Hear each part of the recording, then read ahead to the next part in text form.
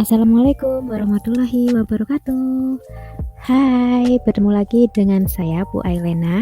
Kali ini saya akan menyampaikan materi tentang tipografi 1 mengenai jenis huruf berdasarkan fungsi. Yuk kita mulai. Nah, kali ini kita akan membahas tentang jenis huruf berdasarkan fungsi. Nah, kalau di dalam materi ini, jenis huruf berdasarkan fungsi itu ada dua. Yang pertama display type, yang kedua text type. Display type adalah semua teks yang berfungsi sebagai penarik perhatian, sedangkan text type adalah teks-teks di luar display type yang berfungsi untuk dibaca dengan seksama. Nah, dari dua pengertian tersebut, maka kita bisa tahu kalau mereka mempunyai fungsi yang berbeda. Jika pada display type itu berfungsi sebagai penarik perhatian, maka jenis huruf yang ditampilkan pun harus bisa menarik perhatian audiens. Begitu juga dengan text type yang berfungsi untuk dibaca dengan seksama, maka menggunakan huruf atau tipografi yang fungsinya untuk bisa dibaca secara readable maupun legible. Nah, ini contoh dari display type dan text type. Kalau display type kita tahu ya, ini perception. Jadi ketika mata kita memandang gitu ya, pasti yang dilihat terlebih dahulu adalah kalimat perception. Nah, kalimat yang seperti ini disebut display type. Selanjutnya mata kita akan membaca secara urut ke bawah. Nah, yang begini ini namanya text type. Jadi kita bisa tahu ya bahwa kalau kita membuat huruf display type itu adalah huruf atau tipografi yang menggunakan sesuatu untuk menarik perhatian audiens. Dengan cara apa? Bisa dengan cara yang pertama, ukuran pada kata perception dengan ukuran pada informasi ini ya, tulisan ini itu pasti berbeda gitu ya. Perception lebih besar dibanding ukuran informasi pesan yang ada di sini. Kenapa dia lebih besar? Karena ketika audiens membaca atau lihat, dia pasti akan membaca sesuatu yang menarik bagi dia. Huruf besar itu menarik bagi audiens. Nah, yang kedua caranya adalah dengan perbedaan warna. Pada kata perception itu warnanya warna ungu ya, agak ungu atau mauve gitu ya. Nah, sedangkan pada informasi ini warnanya hitam dan semua informasi ini hitam, warna hitamnya sama gitu. Jadi audiens pasti secara otomatis mengenali perbedaan warna huruf, dan yang pertama dilihat pasti adalah kalimat perception. Itu adalah display type. Sedangkan text type fungsinya hanya untuk sekedar bisa dibaca jelas karena dia merupakan sebuah pesan untuk menyampaikan sebuah informasi yang lebih detail. Sedangkan kalau display type adalah sebuah informasi atau sebuah headline yang menarik pertama kali audiens tertarik membaca hal itu. Nah, ini ada contoh lagi ya. Ini ada display type ya, ini ada text type. Nah, kenapa ini juga disebut display type? Padahal ukuran tulisan yang ini welcome to the movie world dengan ukuran tulisan super brand itu berbeda gitu ya.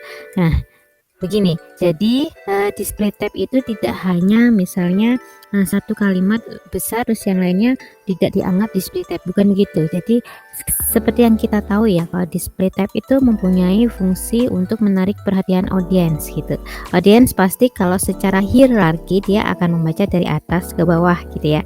Tapi yang kedua adalah hierarkinya, dia akan membaca judul atau tulisan yang lebih besar dahulu, kemudian mengalir ke huruf yang kecil. Itu disebut juga sebagai display type.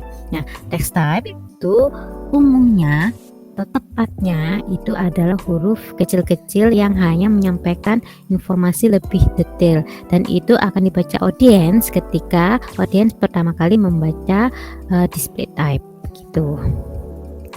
Ini juga ya termasuk intinya ini kan judul buku pada buku tipografi ya, dan ini termasuk dari display type itu tadi. Nah, apa sih perbedaan display type dan text type ya? Nah, ini ada perbedaan ya, ada 6 perbedaan display type dan text type. Secara fungsi, display type itu untuk menarik perhatian pembaca, sedangkan fungsi text type itu adalah untuk isi naskah ataupun penjabaran pesan. Nah, sedangkan dalam hal ukuran seperti yang saya jelaskan tadi, bahwa display type pasti punya sesuatu untuk menarik perhatian audiens, yaitu dengan mengubah ukuran. Biasanya display type itu berukuran besar, sedangkan text type itu hanya berukuran kecil. Nah, kemudian dalam hal jenis huruf dan desain, kalau display type, semua jenis menggunakan typeface dengan desain yang menarik. Sedangkan kalau text type itu kebanyakan umumnya menggunakan serif dan sans serif atau typeface yang legibility-nya tinggi. Nah, display type yang menggunakan semua jenis huruf itu bisa jenis tipografi dekoratif ya, juga bisa mungkin jenis tipografi yang sans serif maupun serif, dan juga mungkin handwriting ya atau Latin gitu. Jadi untuk menarik perhatian audiens itu kita bebas menggunakan font apapun kalau di dalam display type, tapi juga perlu diingat jangan lupa keterbacaannya harus diperhatikan. Meskipun dia dekoratif, tapi perhatikan keterbacaannya apakah mudah dibaca oleh audiens begitu. Kemudian dalam hal jumlah kata, display type itu sangat singkat dan sedikit karena ya dia menarik perhatian orang itu hanya sekian detik, jadi butuh sebuah pesan yang sangat singkat atau sedikit. Sedangkan text type dia akan menyampaikan sebuah informasi nih, untuk isi naskah atau penyampaian pesan maka banyak atau panjang isinya begitu. Kemudian dalam hal penerapan, display type itu biasanya dipakai untuk judul, teks, subjudul, dan full quote. Sedangkan text type itu pada umumnya dan tepatnya itu lebih ke body tag, caption, dan mandatoris.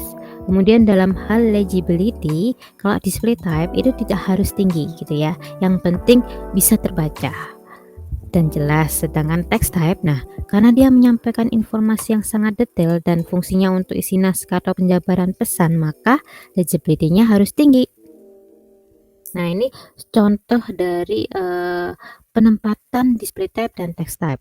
Kalau kita lihat ya, ini judul ini termasuk dari display type, subjudul juga display type, dan full quote ini juga display type.